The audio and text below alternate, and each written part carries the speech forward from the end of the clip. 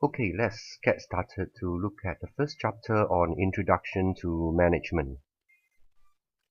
In this chapter, we are going to look at some basic terms and concepts relating to management, right? As we go along, take note, there will be blanks that you need to fill in, right? There's a lot of blanks over here that you need to fill in. As my cursor, you see my cursor over here, okay?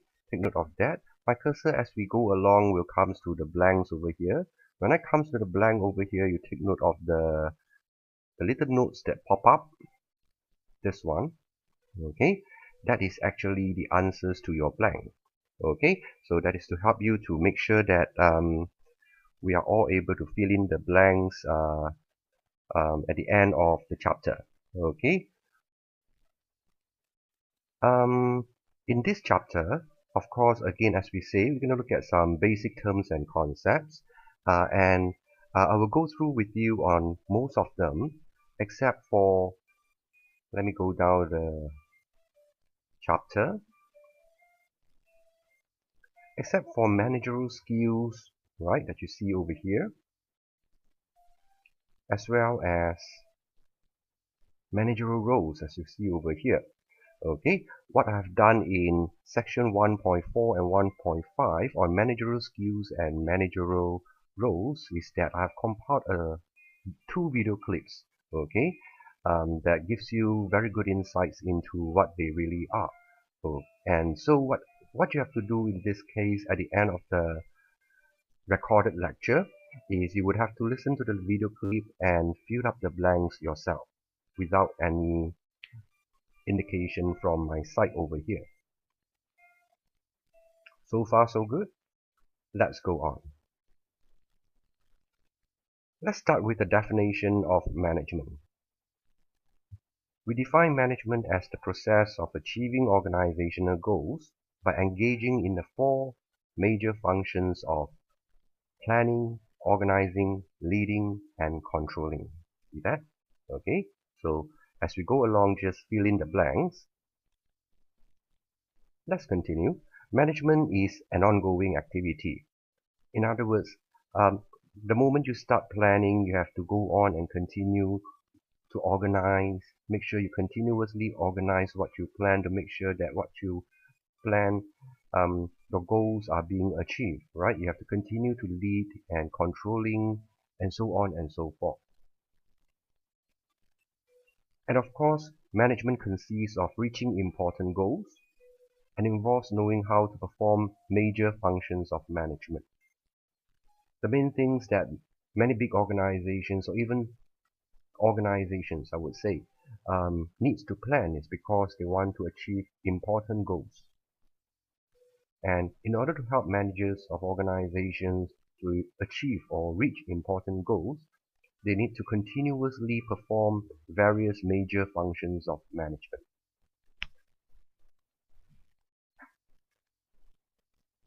Organizations usually make up of different departments, and all these departments are run by managers.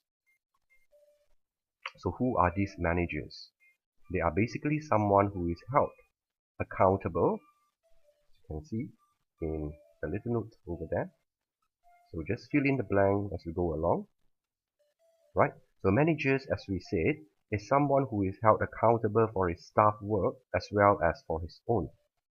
In order for a department to perform, it is important that every staff in the department is performing well.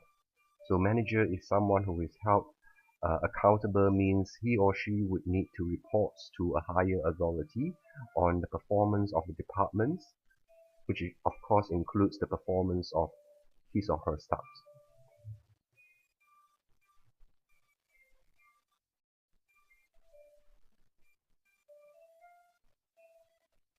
In the next section, we are going to look into a little bit more detail on the various functions of managers or various functions of management, right? The first function of managers or management is planning. So let's continue. Planning involves setting goals and deciding how best to achieve them. So these are the two important elements in planning, two things that we need to achieve in planning. First is to set goals, and second is to decide how best to achieve the goals. What are we going to do to help us to achieve the goals?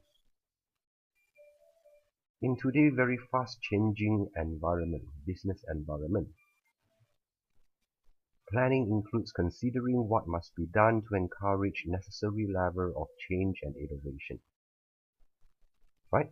Managers in today's organizations, when they are planning, they need to put in place to make sure that whatever goals that they are set is flexible enough so that as environment change,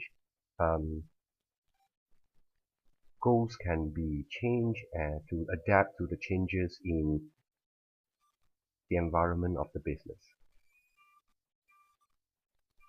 Planning is important because it helps to make sure that workers' activities are consistent with the organizational goals.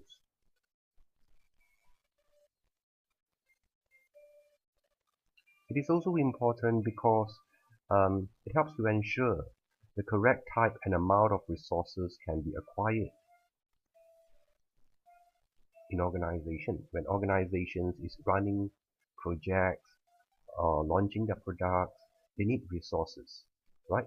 Okay, with proper planning, it allows managers to decide, to make very good decisions about the correct type and amount of resources that needs to be acquired to run the project successfully, efficiently, and effectively. And as a result, good planning requires information, right?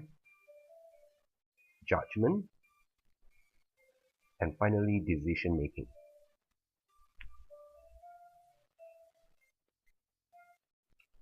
The next function of management is organizing function. Organizing function focuses on allocating and arranging human and non-human resources that plans can be carried out successfully. It also means creating an organizational structure that is suitable to achieve organization agreed objectives.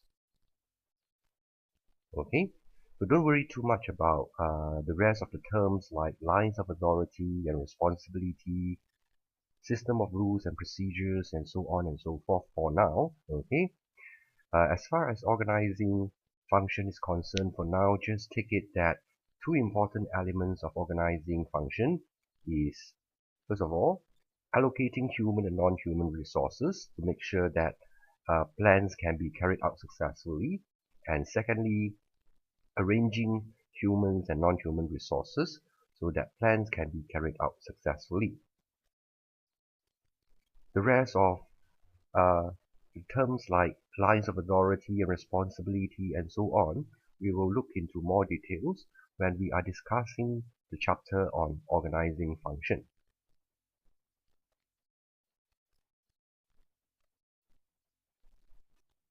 The third function of management is the leading function.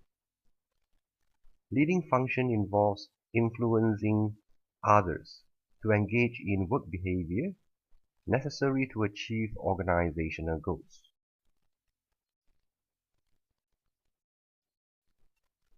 But how do leaders influence others? Right? Let's continue. Managers or leaders of organizations, in order to influence others to achieve and reach necessary organizational goals, they must first of all provide directions.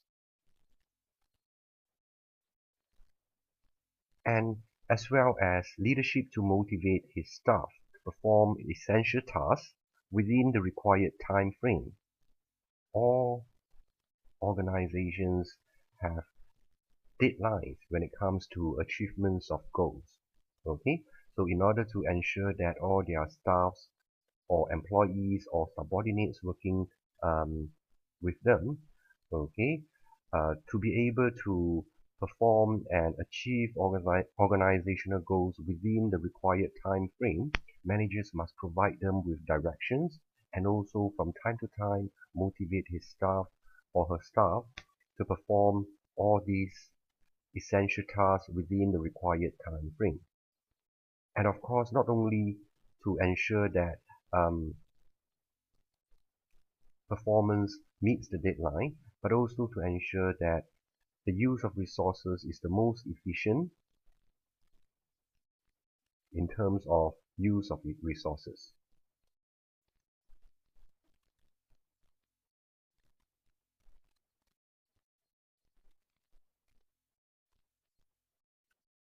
The last function of management is controlling. Controlling is the process of regulating organizational activities so that actual performance, take note of that, there are two important elements in controlling, just like any others. And the second important element is expected organizational goals. So in controlling, it is the process of regulating organizational activity to make sure that actual performance conforms with expected organizational goals. So what it means is controlling function helps to ensure that actual performance actually meets what is being expected, the goals that they have set during the planning process. In order to compare between actual performance and expected organizational goals to make sure that both conforms with each other, managers or leaders of organizations needs to carry out 3 steps. First step is to ensure that standards are being set. Managers have to take steps to set standards. Standards are expected organizational goals. And not only that, they need to communicate these work standards that they set to all their staff, subordinates.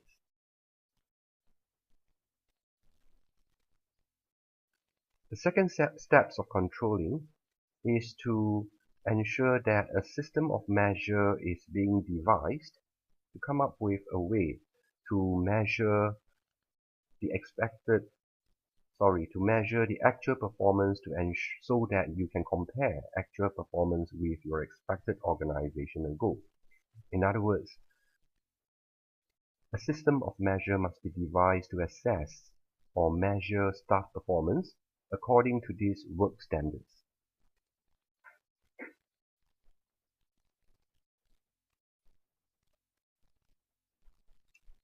It is common that not every time your expected performance will always meet your expected organizational goal.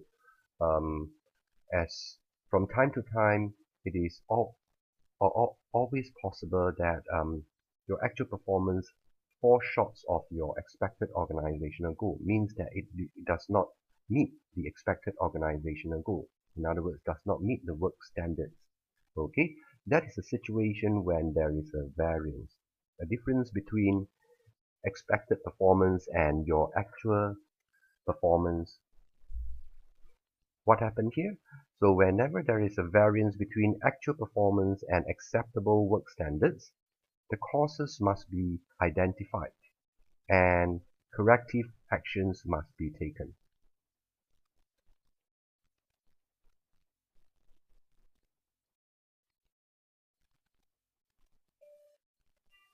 Continuing on, as I have mentioned, I have prepared 2 video clips for section 1.4 managerial skills and section 1.5 managerial roles, okay, where you have to listen to the video clips and then you would have to fill in the blanks by yourselves, okay. That is one of the exercises, that is the exercise that you have to do at the end of the recorded lecture. Let us continue on with section 1.6 on management levels. Big organizations have different levels of management. More specifically, there are 3 levels: the first line managers, middle managers, and top managers. First line managers are managers who are responsible for the day-to-day operations of the organization. This group of managers supervise people performing the activities required to make the product or services. Coming down to the next level, we have the middle managers. Middle managers supervise the first line managers, and they are responsible to find the best way to use departmental resources to achieve goals. At the top of the level, we have the top managers, who are responsible for the performance of the entire organization. In other words, all the departments within the organization, and of course they have cross-departmental responsibility. Top managers establish organizational goals and monitor middle managers.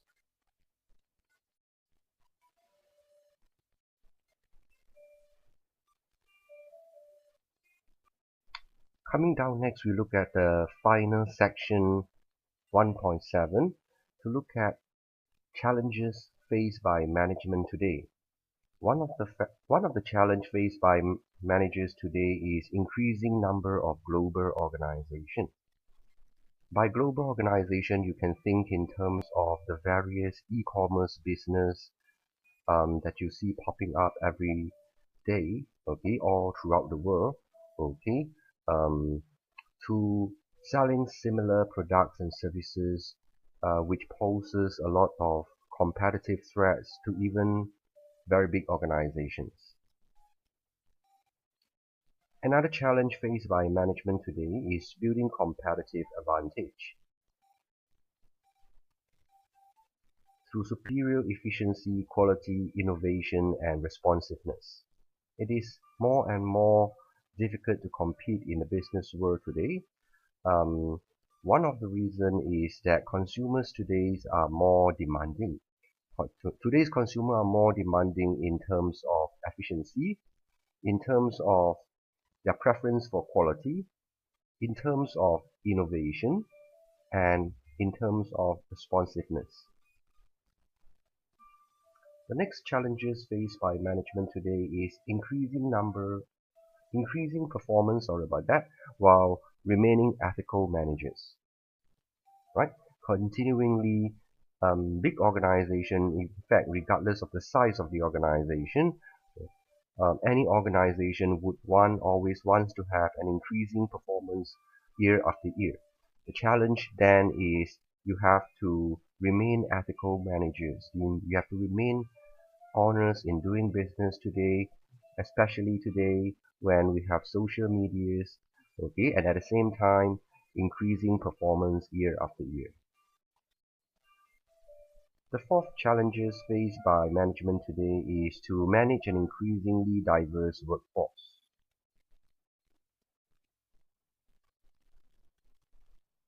Simply means that more and more you see big organization is starting to welcome people from a diverse group of workers to work together, people that come from different nationality, different cultural background, some even speak different languages, and so on and so forth, right? And finally, the last challenge that we see here is the use of new technology. Technology has been growing very fast, okay? One new technology replacing the previous one, okay?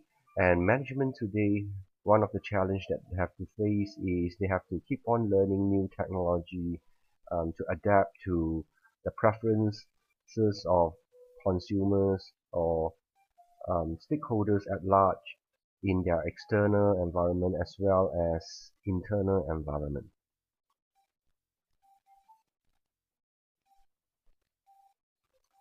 That's the end of the chapter. Okay, it's time for us to go back to look at section 1.4 and section 1.5 on managerial skills and managerial roles by watching the following video clips. That's what.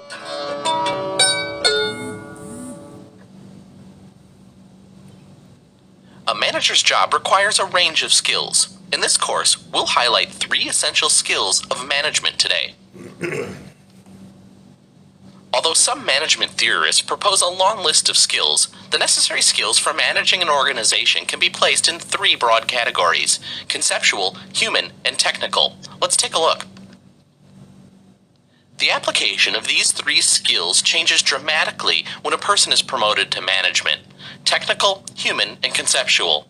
Although the degree that each skill is required at different levels of an organization may vary, all managers must possess some skill in each of these important areas to perform effectively. Many managers get promoted to their first job because they've demonstrated an understanding and proficiency in the performance of specific tasks, which are referred to as technical skills. Technical skills refer to the understanding of and proficiency in the performance of specific tasks. Technical skills include mastery of methods, techniques, and equipment involved in specific functions such as engineering, manufacturing, or finance. Technical skills also include specialized knowledge, analytical ability, and the competent use of tools and techniques to solve problems in a specific discipline. Technical skills are particularly important at lower levels of the organization. However, these skills become less important as human and conceptual skills as managers move up the hierarchy. Top managers with strong technical skills sometimes have to learn to step back so that others can do their jobs effectively.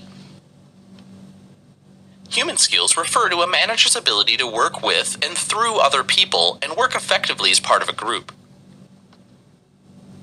These human skills are demonstrated in the way that a manager relates to other people, including the ability to motivate, facilitate, coordinate, lead, communicate, and resolve conflicts. Human skills are increasingly important for managers at all levels and types of organizations. A recent study found that human skills were significantly more important than technical skills for predicting manager effectiveness. Human skills are essential for frontline managers who work with employees directly on a daily basis. A recent study found that the motivational skill of the frontline manager is the single most important factor in whether people feel engaged with their work and committed to an organization. Conceptual skills refer to the cognitive ability to see the organization as a whole and the relationship among its parts. Conceptual skills involve knowing where one's team fits into the total organization and how the organization fits into the industry, the community, and the broader business and social environment. It means the ability to think strategically, to take a broad, long-term view, and to identify, evaluate, and solve complex problems. Conceptual skills are needed by all managers, but especially by managers at the top. Many of the responsibilities of top managers, such as decision-making, resource allocation, and innovation, require a broad view.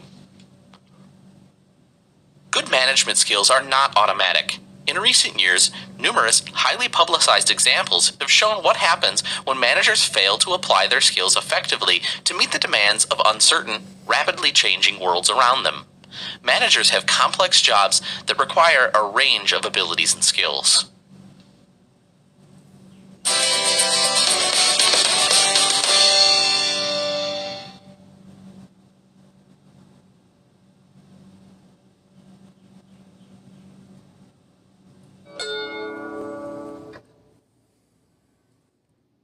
Despite a proliferation of management gurus, management consultants, and management schools, it remains murky to many of us what managers actually do and why we need them in the first place. Unless someone has actually performed managerial work, it's hard to understand exactly what managers do on an hour-by-hour or day-by-day basis. In this course, we explore this role of managers. A role is a set of expectations for a manager's behavior. The roles of managers can be divided into three conceptual categories: informational, where we manage by information; interpersonal, where we manage through people; and decisional, where we're managing through action. Each role represents activities that managers undertake to ultimately accomplish the functions of planning, organizing, leading, and controlling.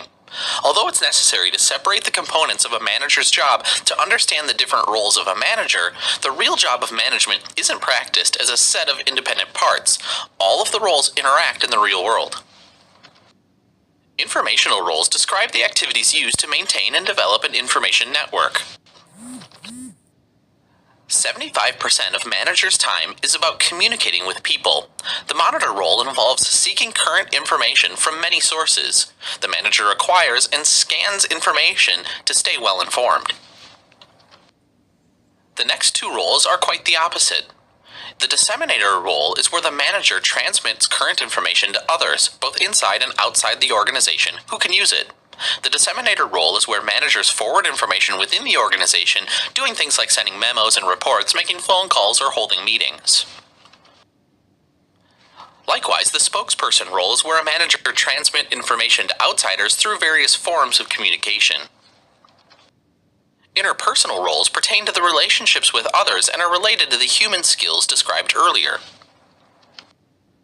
The figurehead role involves ceremonial and symbolic activities for the department or organization. The manager represents the organization in his or her formal managerial capacity as the head of a unit. The leader role encompasses relationships with subordinates, including motivation, communication, and influence. The liaison role pertains to the development of information sources both inside and outside the organization. Finally, decisional roles pertain to those events about which the manager must make a choice or take action. The entrepreneur role involves innovation of change. Managers are consistently thinking about the future and the changes needed to achieve a future goal or vision. The mediator role involves resolving conflicts among subordinates or between the manager's department and others. The resource allocator role pertains to decisions about how to assign people, time, equipment, money, and other resources to attain desired outcomes. The managers must decide which projects receive budget allocations, which of several customer complaints receive priority, and how to spend his or her own time. And finally, the negotiator role is where the manager represents a team or a department's interests when negotiating issues.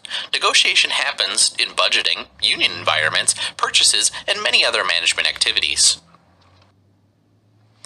Managers at every level perform these 10 roles, which are grouped into informational, interpersonal, and decisional roles.